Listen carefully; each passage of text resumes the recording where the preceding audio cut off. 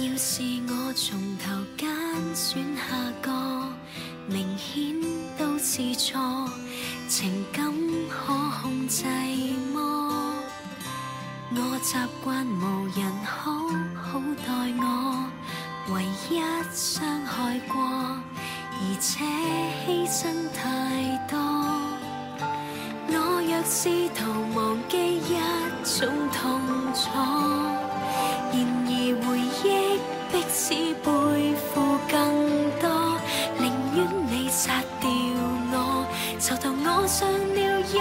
課，做個好心分手，彼此都不要拖。明明你根本稱不上值得我的吻，別再忍，